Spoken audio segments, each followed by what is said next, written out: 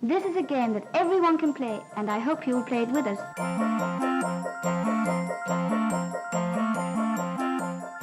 We all love a good quiz. There's something about the chaos of a lot of clues sorted into the neatness of an answer that has a sense of relief about it. Who was known in the music halls as the handcuffed king? So here's a question. Big one coming up. Here's your starter for 10. When did ordinary contestants turn into the pro quizzers of today? Quizzing can't be a hobby for me because it's my job.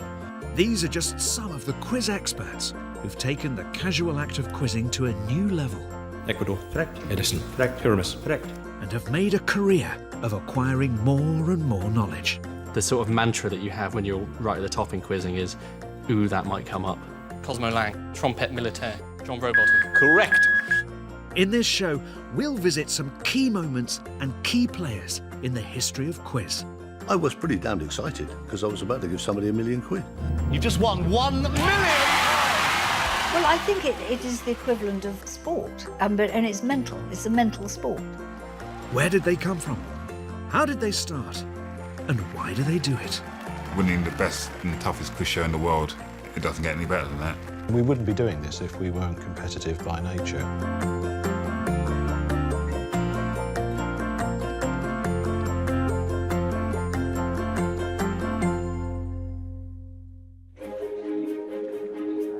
First, a potted history. Quizzing as we know it began life as a Victorian parlour game, where the questions were probably about Dickens, horseless carriages, or the chemical properties of laudanum. In the 1930s, the BBC began to make its own such parlour games, and during the war, General Forces radio show Merry-Go-Round let real people on air as contestants to quiz for money. A relaxing of the general no cash prize rule to boost morale. Is it possible for the team that scores a goal to take the next kick-off? Yes, if half-time intervenes between. You're perfectly right. Well done. Very good. Half a crown to Ted. Half a crown. That's 12.5 pence to you. The idea of mixing knowledge with chance is sort of irresistible, really, especially on a very new medium. Everybody wants to have a part of it. The BBC presents Wilfred Pickles in Have a Go. And after the war, we were hooked. 20 million listeners found Have a Go with Wilfred Pickles totally irresistible. A show where contestants could now quiz their way to winning a whole guinea. That's £1.05 in the new money. Ladies and gentlemen of Bolton, how do? How are you? Wilfred had a great personality. He used to chat to people and talk to them. And then at the end, they'd ask them a few questions and say, have a go. And if they got the answers right, they gave them a little bit of money. Now here we go, Pat, with the guinea question, and I want you to tell us, if you can, who was Aircraftsman Shaw? Corporal T.E. Lawrence. First, well, he was Colonel, but you're right with T.E. Lawrence. Lawrence of Arabia, and you've won the money.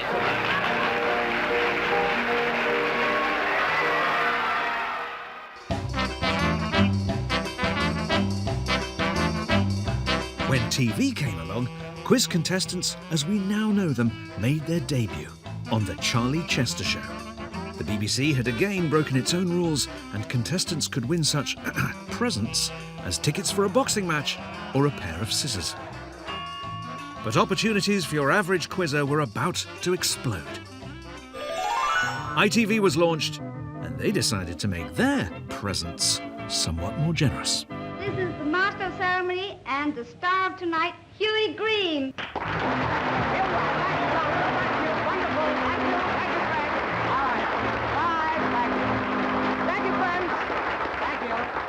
Thank you, friends. Bless you all. Thank you very much indeed, and welcome to our very first show on television of W Money. And for the young emerging TV networks, these were wonderful because they were these magical things. They got good ratings and they were cheap. Now, the first question here is for £1. Does a polecat live up a pole? No. What? No. No, you're perfectly right. It does not live up a pole. We've only time. Good? Fine. Next question here is for £2, W Money. The mandarins of the BBC would have had a conniption over, no doubt, this idea that, you know, We shouldn't be giving them money, let alone doubling it. The very notion of offering ordinary people big prizes on TV shows and the potential for warping the morals of the nation was hotly debated in Parliament. Occasionally, ITV gives us something good, but for the most part, it is pathetic and puerile. Its giveaway quiz programmes are, I think, as the noble Lord James of Rusholme thinks, socially unhealthy.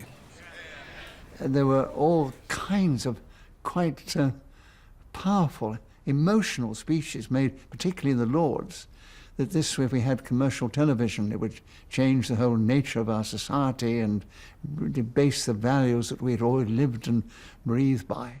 I find that anxiety completely bizarre. I mean, the idea that you would somehow lead, to dissolution and a breakdown in public morals by sending people out into libraries to learn facts is just astounding. I mean, where do you even begin with that? It would, Also launched in the opening week of ITV was Take Your Pick with Michael Miles. Like Double Your Money, the show recruited many of its contestants directly from the audience. Hello, everyone, and welcome to Take Your Pick. And good evening, what's your name? Thomas Daniel Price. That's a very good loud voice, and Tom, you're even taller than I am. What kind of work do you do? I'm retired, Michael. May I ask how old you are, Tom? 79. You're not. Are you really? Well, Those quiz shows hastened the oncoming of like a have a go hero. It's like, oh, I'd fancy being on the telly. That must be great. I get to go to a glitzy studio and get my makeup done and sort of meet the host and maybe win some prizes. you have won tonight's Star Prize. And tonight's Star Prize is a Mediterranean cruise for two. I think there's always a fear of popular entertainment when it gets really popular. There's always that, because people don't know what it's going to lead to. I think with quizzes, there was a very specific reason to be anxious about it, because there had been a sort of big money corruption scandal in America with, I think the quiz was 21. Tonight here on 21, Herbert Stempel, our 29-year-old GI college student, can win $111,500. Bubbling away across the Atlantic was a full-on scandal from which game shows, to some degree, have never really recovered. I mean, it was virtually a soap opera. One contestant had been coached to be a bit of a schlub, sort of working class guy, a bit awkward on screen. I know I'm putting an awful lot of money on the line. I'm certainly risking an awful lot of money, but by the same token, I can win a lot of money too, which is also very important. So this Harvard patrician, Charles Van Doren, was brought in. Oh yes, I know his name just as well as Halleck, General H.W. Halleck. You're right, and you have 8 points. So essentially, quiz show producers then became drama directors. Did he behead Catherine Howard? He did. You've got 18 points. The drama direction even included instructions on how contestants should mop their sweaty brows. In 1958, the suspicions that contestants on US quiz show 21 had been cheating were finally confirmed. The nation was shocked and the show taken off air. I think that probably had some influence on British suspicion of this kind of particular, popular entertainment. When British contestant Stanley Armstrong suggested that he'd been given leads to questions on ITV's version of 21, the fear that quizzes were being contaminated with cash seemed increasingly justified. The television authorities, already looking for an excuse to curb this wave of quiz mania, took the opportunity to set strict prize limits, which remained in place for the next 30 years. But quiz shows were available where money was not involved, and contestants mainly competed for fun. The big one coming up, here's your starter for 10. What man has been shared by all these women? Sylvette. St Hilda's Evan. Picasso. Murray, in which country did spaghetti originate? Italy. 2 marks. Now, this is a question for everyone again. Here are 4 sums, which all look similar. Which 2 of them yield the same answer? The Dupreys. A half minus a third and a half times a third. You're quite right. What do they equal? A sixth. They certainly do. In the 60s, the snobbery and disdain towards quizzing for cash prizes continued. and Take Your Pick host Michael Miles was to bear the brunt of the criticism. This sort of show has become, to a very large number of people, almost nauseating. I watch it for the very worst possible motives. What I'm worried about is that you misunderstand why people watch this show. But I'm sure a significant number of people who watch it are revelling in the discomfort, the gaucheness, the awkwardness, and the sometimes sheer horror of the situations that take place on there. Oh, well, that is a typical BBC attitude, because Well, the BBC have never, ever enjoyed quiz shows. Now, you can't honestly deny that if we were able to recreate the Roman games, killing and all, chariots turning over, bear baiting, public hangings, that people wouldn't watch them. You're a showman, you know, they would. This is absolute bunkum. Bunkum or not, in the early 70s, quiz contestants across the country flocked to Norwich to take part in what became a surprise hit. And sitting at home shouting out the answers from the sofa were our future super quizzes. And now, from Norwich, it's the Quiz of the Week. I thought that intro gave it a grandeur that it had earned or merited somehow. And so I thought, oh wow, I'm going to watch the Quiz of the Week. In what sport were Max Schmeling and Max Baer known? Mike. Boxing. Boxing, yes, it's as simple as that, Mike. You have £5 for correct answer. 22 now. Nicholas Parsons is the guy that you desperately wanted to be your uncle, who'd come round and ask you a load of general knowledge questions to keep you happy. What is the colour of the present standard postage stamp of 3p? Mike. Blue. Blue is correct. It's a dark blue, actually. Mike, you have £3 more. I was just fixated by the speed of the questions, the speed at which they came, and the occasional pride in knowing an answer to a question that the contestants didn't. That's the deepest appeal of the quiz, is that you can get something somebody else hasn't got yet. What do you need to make a haggis? Mike. A sheep's liver. It's the sheep's stomach you take. Host Nicholas Parsons was soon charged with badgering his contestants like a stern schoolteacher, an allegation he has always denied. I used to meet the contestants beforehand and get to know them and chat to them. And I always said, I remember I was saying, towards the end, you know, that I will, the last sequence, no matter where you are, I'll be putting the pressure on a bit. I want you to know now, I'm working for you. What are you doing? Come on, say something. And so the idea that I was being antagonistic was absolutely ridiculous.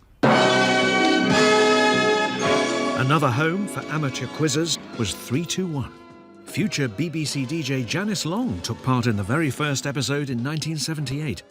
Well, this is Trevor Long and his wife Janice. They both come from Liverpool and manage a record shop. They explained there'd be a general knowledge round, then some other little bits and pieces, and then if you got through, you had that ridiculous round where nobody understood what Ted Rogers was talking about, all of those weird clues that he gave. Although I'm slightly rusty, me motor's quite all right. I'm getting married in the morning. Should I stay out all night? Now, what could that mean? That goes with a hat. 321 was great entertainment, but I still to this day defy anyone to actually say they solved any of the clues. There was a little love match, of course. Did he give her the run around? Well, he certainly did, and what better to run her around in than a car. Than a beautiful car, and that's the prize. The ship's officer hit it right on the note with the triangle. Ladies and gentlemen, the new Chevette car. Oh, dear! The car was meant to be the star prize. That's what everybody was aiming for. You must get the car. And there were various other prizes. One was a boat, which we'd have had no use for whatsoever. One was a St. Bernard with a year's supply of rum. I don't know where we'd have kept this, but it was a huge thing. A strange prize. And your prize, not pieces of 8 that we had in the sketch, but a 5-piece sterling silver tea service worth nearly £2,000. How does that value? You can actually read my lips with me going to Trevor. We've got the bloody tea set. But it was a solid silver tea set. Even though it was in a fancy box and they opened it, I think you can see the expression on my face. It's like, oh, no, really? £2 worth of that. That can't be bad, can it, eh? And my dad had a mate who said he would buy it, and as a result, we got the £2,000 and used it as a deposit on our first house.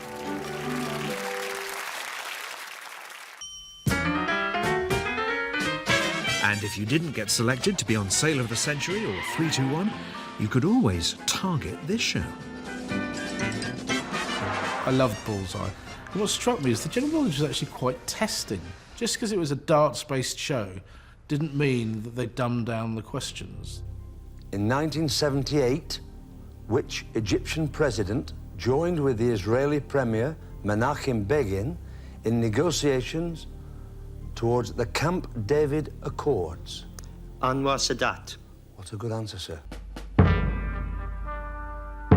But as the 70s gave way to the 80s, the dawn of the Super Quizzer was upon us.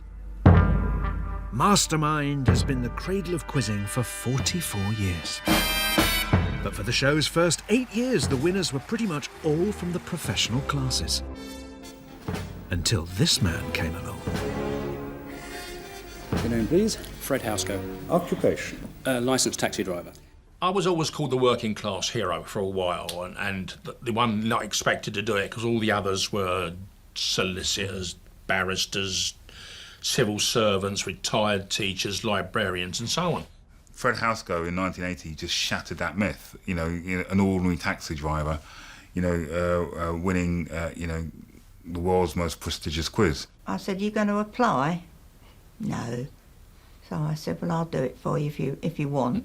Did you expect him to do so well on Mastermind? Yes, I did. I wouldn't have put him in otherwise. Why did you? He's very clever, very knowledgeable, and I think he can do it. Oh, I fill all the forms, any forms. He won't fill them in. His excuse is that I've got better handwriting, which I have, but he's lazy. Yeah, that's fair enough. But Fred made it to the final, where he took on the traditional 2 civil servants and a student. So let's now find out who is about to become Mastermind 1980. My primary aim was to do well enough so I could come out and no one's going to say, "Well, you bombed, didn't you?" What is remarkable about the church at Greenstead near Ongar in Essex? Wooden walls. Anglo-Saxon wooden walls. Anglo-Saxon log church is correct, and at the end of that round, Mr. Housego, you have scored 33 points.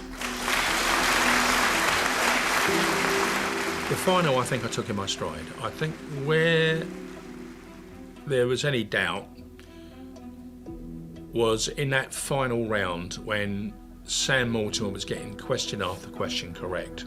Algeria. Correct. Russia. Correct. Mekong. Correct. Esther. Correct. But you don't. How can you keep count? I didn't know where I was. I knew I had 33, and he came after me. What is the literal meaning of Stabat Mater? Mother stood. Correct. I was behind him, and I was counting on my fingers. Pass. That was the first time I realised I'd won. Mastermind 1980 on 33 points is London cabbie Fred Housego. It's the first in my life I felt inhibited because I wanted to go, yeah! And I went, which was rather sad, really. Like a little boy who's just been told, don't make a noise. So, would the Mastermind winner for 1980, Mr. Fred Housego, come and collect his prize?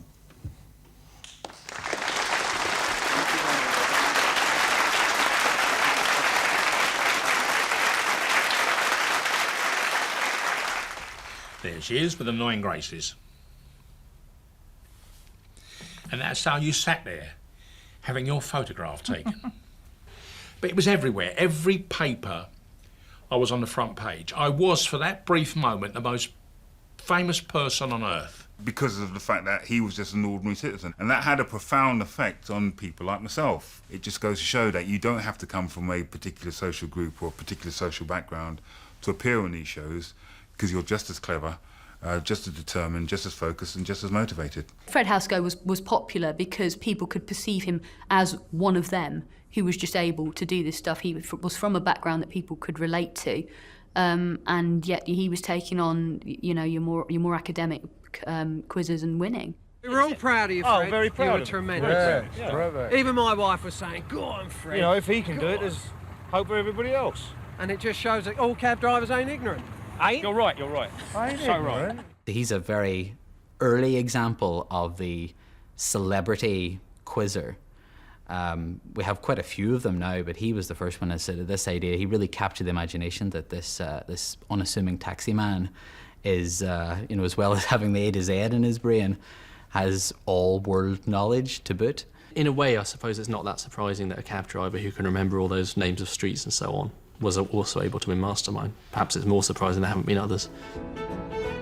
Fred's talents found a home on radio show Round Britain Quiz, probably the longest running and arguably the most demanding quiz in the world. Hello and welcome back to another series of Round Britain Quiz, the one where you can't just Google the answers because it isn't the facts so much as the fiendish way they fit together. I suppose the first time I heard Round Britain Quiz, it would be driving at night, and I always found it extremely hard. And then I went along for the audition. They asked me to do the programme. It started off, we all did the thing of Broadcasting House, which suited me because I could park on the rank outside, go in, do it, get paid, come out, jump in a cab and go to work. Which mighty warrior, never crowned but married twice, calls to mind a dancing bag and a little girl who was much cleverer than her headmistress? Oh, God. Yeah. Matilda. Matilda, very good. Henry I's daughter. That's right. Can you say who she married? She was first married to the Emperor. So, which made her Empress Matilda. That's right, and then she was married to Geoffrey, Count of Anjou, and through him she had Henry II, who was King of England from 1154 to 1189. You never just got the answer, and that's a good thing on Round Britain Quiz. You like to have that sort of, all of these facts come up and they trigger off other facts and more little details and little anecdotes.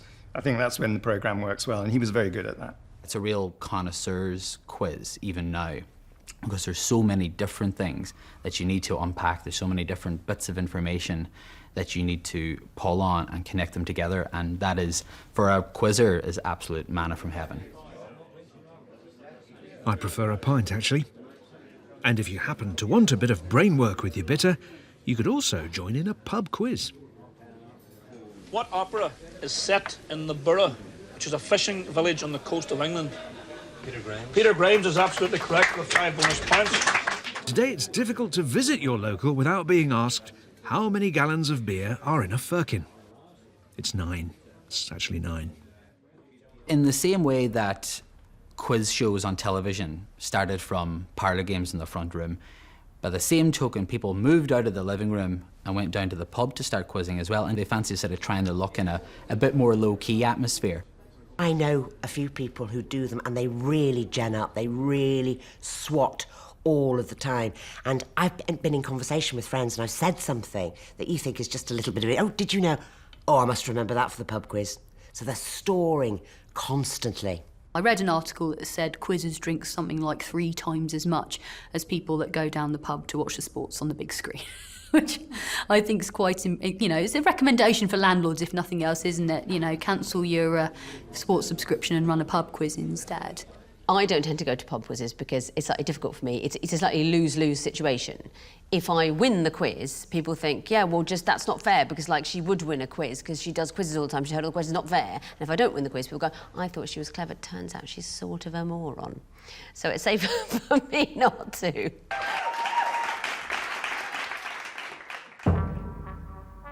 And for the increasing number of pub quizzers who are taking it seriously, there was inspiration in the shape of quiz star Kevin Ashman. Yeah, well, the first thing I did on television was Mastermind because it was simply a case of a lot of people saying to me, you ought to go in for Mastermind. I was doing more little competitions off screen and I just thought, as I say, that I was in a rut at the time, and so I just try something new. Your name, please? Kevin Ashman. And I found that the nerves did get to me in the sense that I was extremely nervous beforehand. I mean, I had a pounding head. I felt, I suppose, physically sick. But I found, and this is something that then encouraged me subsequently to start going in for other things, that when it came time to perform, and Magnus said, can I have the next contestant, please? And the lights, you do your walk to the chair, the lights go down. And then it was me and Magnus. William Rogers is right. At the end of that round, Mr. Ashman, you have scored 18 points and no passes. Thank you very much. Having lost in 1987, Kevin came back in 95, and this time he was unstoppable. In his Confessions, which saint described how as a youth he prayed, give me chastity and continence, but not yet? Augustine. Correct. Which dramatist and actor wrote the play A Question of Attribution about the art expert and spy Anthony Blunt? Alan Bennett. Correct. The Royal Concertgebouw Orchestra is based in which Dutch city? Amsterdam. Amsterdam is correct. And at the end of that round, Kevin Ashman, your score has risen to a record 41 points and no passes. Thank you very much. I had no idea that that was the case. It was only when, at the end of it, Magnus said, you know, and with a new Mastermind record score, and I was as taken aback as anyone. I knew I'd done well because I'd answered virtually everything, but I didn't realise it was that good. Kevin Ashman. Over 20 years later, Kevin's record score of 41 in the heats remains unbeaten, and in the final he went on to win. The following year, Kevin achieved another record score on prestigious radio quiz Brain of Britain, which also still stands. Blimey. I've talked about quiz at length with Kevin Ashman, the greatest quizzer who's ever lived, and he never strikes me as being somebody who's as obsessed with talking about quiz as I am. He just gets on with being incredible. Ecuador. Correct. Edison. Correct. Pyramus. Correct. Woodhouse. Correct. Brahms. Correct. Kevin's just an incredibly modest person for the sheer power of what he can do with his brain. It's just astonishing. I mean, I think he should be a national treasure, personally. How on earth does Kevin remember all this stuff? Yeah, people often assume that I've got a photographic memory. I don't. I have a very good memory, but it's not photographic. I wish it was at times. That would be a blessing and a curse, I think. He remembers faces, he remembers conversations that you had several years ago. He just has the best memory of anyone I've ever met in my life. His memory is astonishing, and I really think it should be medically investigated. I've never actually been approached to do any kind of scientific testing, which in some respects I found slightly surprising in a way. The architecture, the style and period. And how do other serious quizzers manage to perform such feats of memory and recall? Then down to memorials and monuments. I've been asked about my memory on numerous occasions. People say, is it photographic? No, it is not. In the Tower Armoury, there's a buff jacket belonging to Colonel Hacker. What has this to do with Charles I? When Charles I was executed, Colonel Hacker was in charge of the execution detail. Get out. What? Get out. I need to go to my mind palace. Sherlock Holmes helped me out no end here, because I used to refer to it as a filing cabinet. Now I can call it a mind palace and people know what I'm talking about. Mind palace. It's a memory technique, a sort of mental map. I start getting irritable if I haven't learnt a fact in the last few hours. Pat Gibson always says the best way of learning is to read the papers from cover to cover. The real sort of next level quizzers, I think they all have sort of a system that they draw on. So some people choose mnemonics. To give you an example, lead is element number 82. And in 1982, Daley Thompson won BBC Sports Personality of the Year for winning the European Decathlon Championships, where he led from the very first round. When it comes to learning general knowledge, I'm one of these lucky people who's got what I call a sticky memory. And I go through life absorbing facts. So at school, when you're bored in a class, I'd look up at the map and I'd learn where places were in Europe. Quizzes obviously have the ability to actually retain and recall at an instant under pressure. That is a different skill. That is a skill which obviously takes years to develop. Count. I do have weak spots, but of course that would be telling, wouldn't it? You know, that would really be giving too much away. Well, I bet he's not got that many weak spots. And Kevin now has an actual job as an official egghead, where his co-workers share a background in serious quizzing. Welcome to Eggheads, the show where a team of 5 quiz challengers pit their wits against possibly the greatest quiz team in Britain. They are the Eggheads. I thought this whole move towards quiz panel games was a good idea because before it you had these amazingly talented people like Kevin Ashman who weren't being kind of showcased in the way that they should have been, and you know, it's given people like Kevin a sort of opportunity to demonstrate their knowledge, and it's an interesting format having members of the public against these kind of quiz professionals. The development of the quiz show format actually is all about tapping into that psyche. And the most successful quiz shows now are the ones that play on that idea of, well, you know, you could do this. You could take down the eggheads. Ptolemy I Sota, a Macedonian general under Alexander the Great, became ruler of which civilization? Greece, Rome, or Egypt? Well, when Alexander the Great died, his various leading generals all contended for parts of the empire. About 3 or 4 of them wound up with different large chunks of it. Ptolemy got Egypt. OK, Kevin, thank you for that. It's the right answer. We wouldn't be doing this if we weren't competitive by nature. And so even though I may appear fairly relaxed, when the competition is going on, there is the adrenaline pumping, and I want to get the answers correct. I don't want to get them wrong.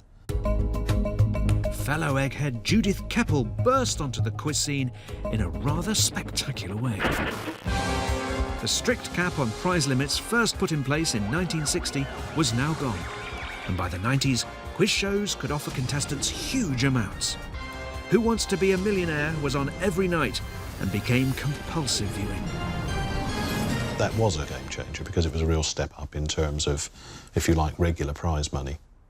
But after 2 years on air, 121 shows, and the whole country seemingly desperate to take part, the top prize of £1 million was yet to be won. The reason I applied for Millionaire was because I was feeling rather skint. I didn't have enough money at that time. And I watched this programme and I thought it was extremely good. And I thought the questions were quite easy. And the sums of money you could win were huge. The Who Wants to Be a Millionaire prize money millions were funded by a premium rate phone line. Out was the stamped addressed envelope. In was a phone frenzy. But if you want to win, you've got to ring 0891 444444. Anybody could get on, and that's why these huge audiences are going, get me the phone. I could ring, I could be there tomorrow night. I mean, that's how it was for the first 4 or 5 years, it was like that. I think I rang up about 250 times before they rang back. And BT rang me up in the middle of all of this to say, do you know your telephone's being used rather a lot? I just went on ringing till they rang back, because I thought rather naively that if I did £1,000 worth of telephone calls, I'd get it back. Well, being on the show, I found absolutely terrifying. The minute I knew I was on it, my heart started thumping. How do you think you've done? I have no idea. You just won £64,000. You're in the chair, the lighting is on you, the audience is blacked out, and so you're very isolated in this bubble. If you give me a wrong answer, you still get 32,000. You lose £468,000. I had an insane thought at that point, which was, if I'm wrong, at least it will be a heroic loser. I'll be a heroic loser. Which king was married to Eleanor of Aquitaine? I think it's Henry II.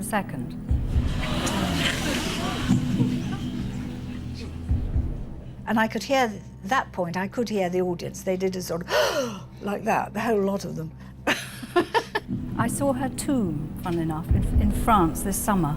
I'd been in France and I'd driven back through France, literally 2 months before the programme, and stayed at this place called Fontevraud, where there was a big abbey. In the church were these 4 tombs, and one of them was Eleanor, and one of them was her husband, Henry. So it was quite sort of spooky, that, actually. I think it's worth going for.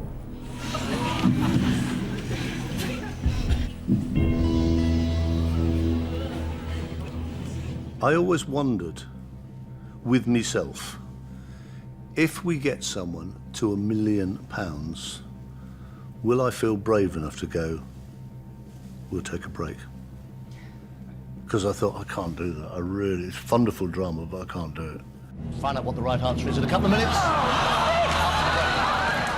And then he came back, and then he sat down, and you know how Chris is, the way he looked, and I noticed his voice was very husky, and that, I thought, maybe I've done it. Welcome back to the third part of tonight's Who Wants to Be a Millionaire. Just before the break, Judith Keppel was asked this question. I've always thought that Judith read too much into that. I've always thought. It's very much a Judith with hindsight, I don't know. I was pretty damned excited, because I was about to give somebody £1 million. You've just won £1 million! You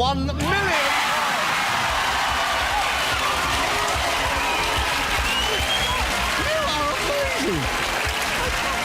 £1 million. Within hours of Judith actually becoming a millionaire, the press were in hot pursuit of her story. and the papers discovered a distant royal connection. Very distant. One of the headlines was Chameleonaire. So ridiculous.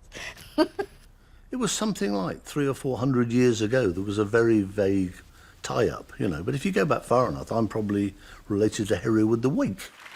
I was going to think we'd never ever show this. Have a look at this. Pay Judith Keppel £1 million. Look at that. Well, it did change my life, actually. I mean, it really did change my life. In the nicest possible way. It gave me security. Probably the second most famous contestant to appear on Millionaire was Major Charles Ingram. With accomplices embedded in the audience, he attempted to cheat using a system of coded coughs. It's such a surreal story, the whole thing, and the way they tried to win money and actually nearly did, I mean, they nearly got away with it, was so naff. And the coughing thing is so silly. But, I mean, we should have been more alert, because we're talking about £1 million. I think it's a hat. I mean, again, you know, I'm not sure, but I think it's a hat. I think it's one of those really sort of tall hats that sort of came into fashion, presumably when he was Prime Minister. Pretty confident it's Aristotle Onassis. The show's host, Chris Tarrant, gave evidence in court against contestant Major Ingram and his two expectorating sidekicks. Excuse me. All three were found guilty, but they didn't go to prison. They were lucky not to. An audience member coughing on this show would just be annoying. We finished that round. Let me know when you're happy, everyone. Yep, so off you go then. Our next super contestant made a name for himself here in 2004. And your name is? Sean Wallace. Your occupation? Barrister and part-time lecturer. Your chosen subject in the first round was the European Champions League. This time it is? England at the European Championships 1968 to 2003. It's a tribute to my training as a barrister because, as I say, I've appeared in Crown Court trials, I've appeared in the Court of Appeal, and if you can appear in front of a stern judge and you're prepared to actually face what may come at you, then sitting in a black chair is not daunting at all. In his 50th and last game for England, who conceded the penalty that gave Denmark a vital win over the home side at Wembley in September 1983? Phil Neal. Yes, who embarrassed David Seaman by scoring direct from a corner when, I'll finish the question, when England drew 2-2 with Macedonia at the St Mary's ground? Artem Sakiri. It was indeed. You had no passes, you got only one wrong. Sean Wallace, you have 14 points. When I did my research, it wasn't a chore for me because I remember watching those matches vividly, and the way in which I prepared for Mastermind was not to think like a contestant, think like a question setter. What questions could they ask me to catch me out? And that's the way I prepared. The winner of Mastermind 2004 with 24 points and no passes, Sean Wallace. They had to stop the recording because I just sat there for 2 minutes, tears of joy. I thought of everything, the hardships I went through, you know, difficult times, how people were going to react. I remember I just sat there and the production assistants did come to me and said, "Sean, you all right?" I said, "Yeah, I'm fine."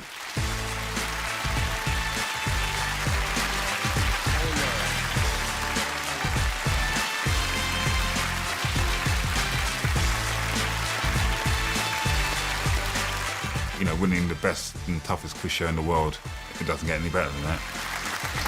A very tight contest. It was really close. And you were, if I'm not mistaken, you had a little tear in your eye at the end. I did. And I slept with a trophy that night. And when I woke up the following morning, I realised this really did happen.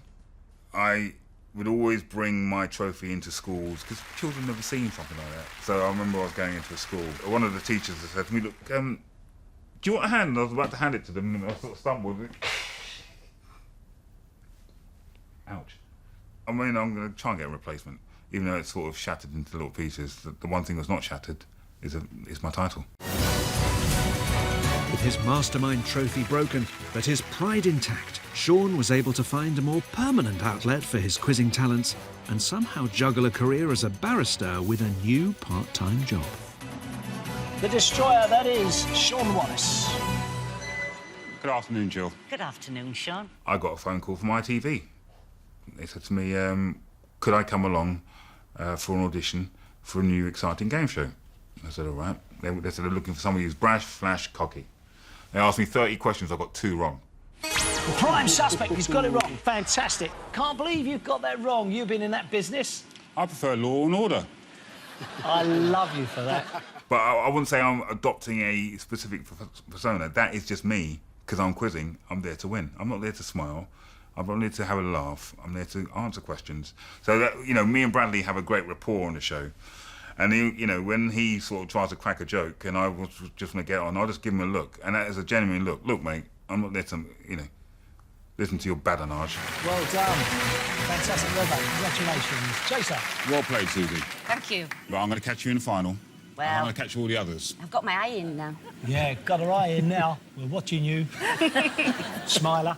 Sean's the nicest chaser. It's just that he's playing a role. Sean is a man with a constant smile on his face, who has an incredibly upbeat and vivacious attitude towards life. He's playing a role. I get stopped every single day. And I never get tired of that. And it's not an ego thing. It's a sign of gratitude that people who do stop me love the product and show I'm on. And I'm grateful for them watching it, because if they wouldn't watch it, the show wouldn't be a success. Doctor, comedian, and self-confessed king of trivia, Paul Sinha, somehow found time to seek quiz glory on national television. Welcome to The Weakest Link. 2002, I kind of fluked my way onto The Weakest Link. Paul, remind me what you do. I'm a doctor and a stand-up comic, Anne. Which is more important? They're both equally important, Anne. Oh, really? Yes. So when you've got a patient, you say, I must go off and tell some jokes? I make sure I never allow the two to interfere with each other, Anne. OK, well, you can today. Tell me a joke. Tell you a joke. How many male chauvinists does it take to change a light bulb? I don't know. None. The wife can cook in the dark. And given that I normally sit and watch the show and just go bang, bang, bang, bang, bang, it kind of broke my heart that my first go at an actual speed quiz, I just didn't bring anything to the show. Paul, in agriculture, mangel wurzel is an important fodder variety of which crop, beet or maize? Maize. Beet. What name is given to a small square of rich chocolate cake and also to a kindly elf said to do household chores at night? Pass. Brownie. In language, what is the Spanish translation for the English number 2? Duo. Dos. Paul, the joke's on you. You are the weakest link. Bye. You'd think that when someone says you're the weakest link goodbye, you're feeling devastated, but you're just devastated because you lost. The fact that Anne's gleefully rubbing salt in your wounds is neither here nor there. I wanted to win because I'm good at quizzing, and I just played really badly. An Eggheads spin-off show was another opportunity for serial quizzer Paul Sinha to break his TV quiz duck. What I really wanted to do was win an episode of a quiz show, because I'd already done The Weakest Link, I'd already done University Challenge of Professionals, and I'd already done Mastermind, and I hadn't won any. And they gave me an opponent who was very much beatable, a guy called Rob Huxley who worked at the Natural History Museum but didn't appear to have any background in serious quizzing. Paul, you've got all 5 eggheads to call upon should you need them. Rob, you're playing on your own. I have 5 eggheads that I can use once each, and not one of them gave me a correct answer. And I had to watch my hopes wilt away. Rob, you're through to the next round. I think we are all shattered. I mean, no one more shattered than Paul in this studio. I mean... I return chastened once more. I just decided, well, that was it, Paul. That is the end of your journey in television quiz. And then 2 years later, I got a phone call from my agent going, "You done it. You know, they've picked you." And I could not have been any more excited. Yeah, forget Eggheads. Paul Sinha's talents were finally recognised by The Chase. Sarcasm is no sin for the Sinnerman. It's Paul Sinha. Hi, Paul. Hello, Sean. A lot of people go, "Oh, you're the loveliest chaser. You never seem to say anything nasty to the team." And it's like, it's because I can't bring myself to do it, because I know through being a failed quiz show contestant what they've gone through, and I know what it's like, and I know that pressure. Unlucky, Sean. I never really put down the guy that goes for the higher offer, because I think it's very, very brave. You back yourself. It didn't work out. Unlucky. I'm delighted because I know you're a good player, and I know that will dispirit the other three that are sat back there. I'm not the most ruthless chaser. I'm not there to emotionally destroy the team. I'm there to try and win a quiz. What did the poet John Keats call a joy forever? A thing of beauty. Correct. Which singer and actor was Joan Collins' second husband? Anthony Newley. Correct. And if, like Paul, you have a serious quiz itch that needs scratching, maybe try this.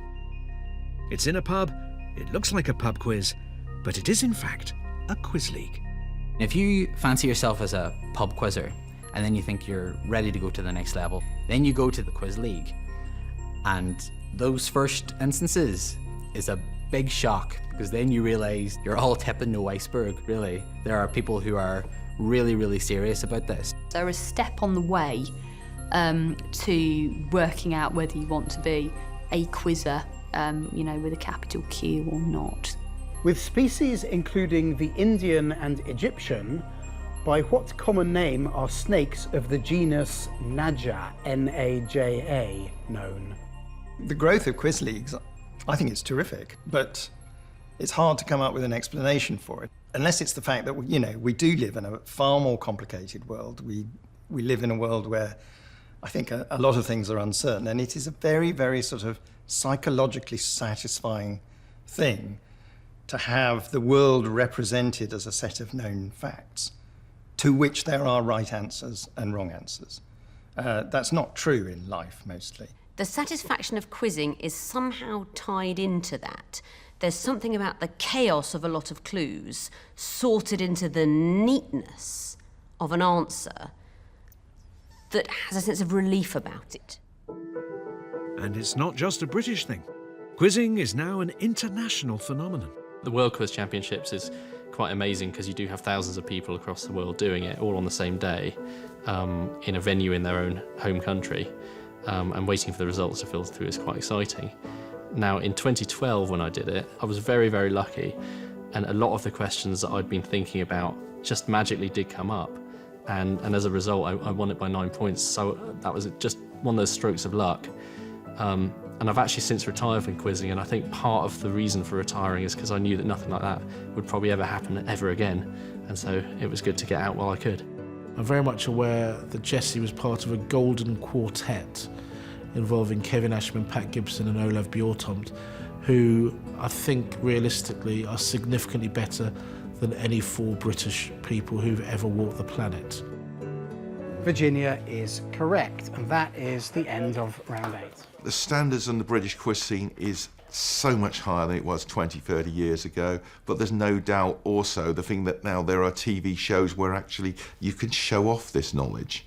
And Mark was able to show off his knowledge as a postgrad student on the show that kick-started his TV quiz journey. University Challenge. In one sense, it was a lifelong quest. From about whatever it is, the secondary school age, I looked to there, I was starting to get more questions right, and I thought, I'd love to go on that show. Glamorgan Labbett. Princess Royal. Princess Royal's right, well done. Glamorgan Labbett. First encounter, second encounter, third encounter, close encounters. Close encounters is correct, yes. John Bird is one half of a duo.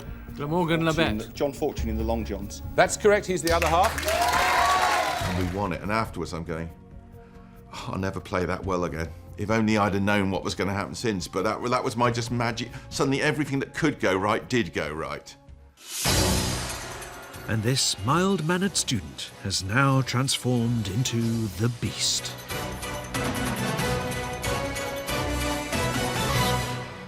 I think I bring of the chase more than any of the others, that, if you like, element of confrontation. And I don't mean the come and have a go, I think you're hard enough, but you may notice the little quips in these, anything that, well, in sporting terms, I'd call it sledging. Anything that can put them off a little bit. I think sledging's fine, abuse is wrong. I admire Ian's bravery, but I'm going to punish you for it. I thought I was having a bad day. Oh well, this won't take long. The United Kingdom tax year ends in which month? April. Correct. The TV series Doc Martin is set in which county? Correct. Which Charlotte Bronte heroine marries Mr. Jane Rochester? Eyre. Correct. Obviously, I never expected it to be a career because it didn't exist up till 7 years ago. And then I'm lucky enough to have fallen in the job I was designed to do. Launched the same year as The Chase, and even recorded in the studio next door, is arch-rival Pointless. Thank you very much indeed. Hello, I'm Alexander Armstrong, and welcome to Pointless, the show where we are always striving to find the most obscure answers. The Chase and Pointless, I think the two shows make each other stronger because we've got such a good, strong rivalry. We're killing everything else in that time slot. Hermine Baumer. Hermine Baumer. Inessa Jaunzema. Inessa Jaunzema.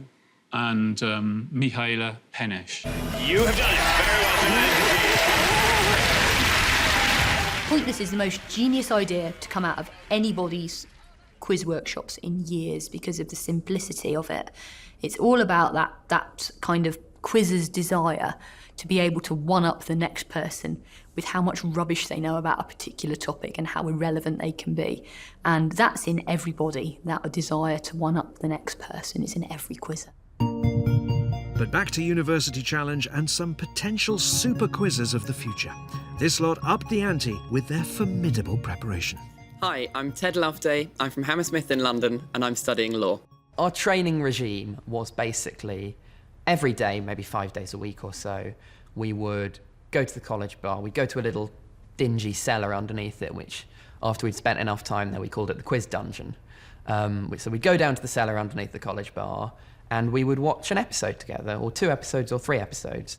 They, I think, looked at pretty much every single question that Jeremy had said out loud in 5 years, looked at every book of everything before that, every gram of the internet that they could weigh. They got questions out of it. We call it doing a keys now. Keys Loveday. Is it Menander? It is, yes. If you were representing your university in a national sports competition, you would take it really, really seriously, and you'd probably be training out there every single day. Right, 10 points for this. Meaning said only once. What 2-word Greek term denotes a word? Keys Loveday. Hapax legonomenon. Correct. I was in the studio that day. I was sitting watching him do this. And I buzz in, and you can sort of hear everybody going, what on earth is he buzzing in there? He has no right buzzing in there. And then he says, Hapax legonomon. And people go, oh, I'm checked out. What does he just... And then Jeremy goes, yes. And, and everybody's sort of in a rapture. Well, the internet was certainly in raptures, and Ted became an instant meme.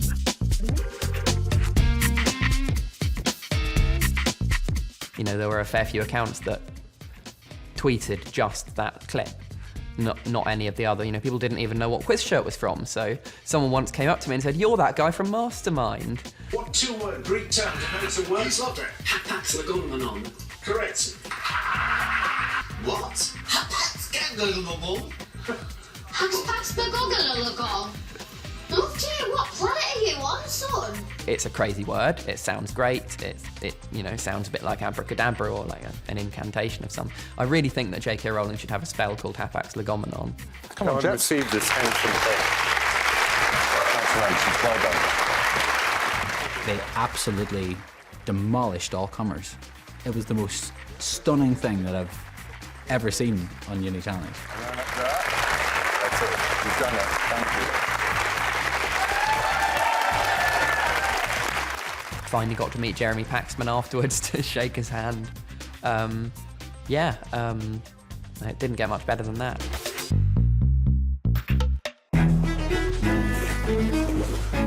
And finally, if there are any contestants out there looking for the ultimate challenge, there is one more quiz rabbit hole you can tumble into.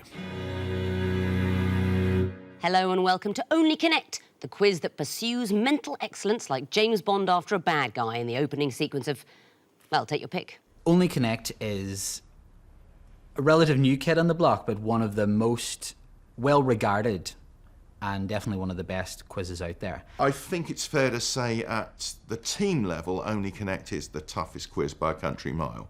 I find Only Connect very difficult. I mean, that is very cryptic, and also you need extraordinarily good knowledge, I think, for Only Connect. It's thymine. Brilliant. Coming in after one clue, you get 5 points. Very well done. As a matter of fact, I heard you saying if we were being evil, it would be Uracil. I would have accepted Uracil. Oh, man, that would have been really cool. It's a little bit like what I think people must get out of watching the athletics in the Olympics or the Paralympics. Some people find it very exciting and moving to see what the human body can do. A great, talented, skilled athlete pushing themselves to their limits, and you go, well, that's amazing, because I can't even get the biscuit tin off the top shelf. And Only Connect for me is like that, but with the mind. Well, Only Connect is more like Round Britain Quiz, I think. It's doing that thing of expecting you to be able to sort of, manipulate the facts that you have into a new shape. It's a very, very pure form of quizzing, and it does encourage quizzing to another level, because you have to make those connections that are so beloved of your top-level Grand Prix quiz setters. I know myself and my two colleagues are fantastically proud of having won it. 120 is a regular hexagon, 108 is a regular pentagon, 90 is a square, and 60 is an equilateral triangle. That's it there, the interior angles of polygons. Very good, so you get the bonus point. Only Connect breaks so many of the rules. But it's never tried to be anything other than really unashamedly nerdy. A show that can be at times comically gauche and proud of it. If I hadn't looked at the answer, I could stand with your team for 47 years and not get this. They are filters on Instagram, so I don't blame you for not getting that. Our question writers are the sort of people that would be writing those questions even if there wasn't a show to put them on. So when a series of ours finishes and we don't know if we've got another series, they're writing the questions anyway, just because it's a fun thing to do. What are they going to do? Watch the X Factor? No. It's made itself a lovely niche. It's the quiz show for people who really want to be stretched. Not only has Mark appeared on the show and won it, of course, yes, he's even had the ultimate accolade of being turned into a question. And who's in that last picture? Is it Mark Labbett, is it? Yes, it is. Yes, from The Chase. Erstwhile of Only Connect as well, of course. Known as the Beast. They're all known as the Beast. It gives me joy unconfined, really, to see a programme like Only Connect succeed to the level that it is. It started out as this really obscure cult quiz show, and now it's big, which is fantastic. It's good news for quizzing as a whole. It proves how many people there are in Britain that are up for TV that pushes them a bit harder, where not everyone has hair extensions, false nails. I mean, I do, but the teams don't. And that sort of deeper, cleverer stuff is appealing to an awful lot of people, and that's really pleasing. So that's it. Some of our devoted quizzers have managed to become professionals. Many take competing to new heights, and all of us are seemingly surrounded by quiz. But the final question is, are quizzers now cool? The whole attitude has changed. Certainly when I was younger, people who were just quiz show buffs were considered a little bit like anoraks. But now they're highly respected, like Kevin Ashman. Because quizzes are so widespread and they're just so much part of British culture now, it's much more accepted amongst the general public than it perhaps once was. We don't have a Quizzes Hall of Fame. Actually, maybe that's something we should get, a Quizzes Hall of Fame. That might not be a bad idea. It's the knowledgeable ones and the ones that, got picked last for sport but came top in maths who are inheriting the earth. This is my world. I've found what I want to be doing for the rest of my life, and it's quizzing.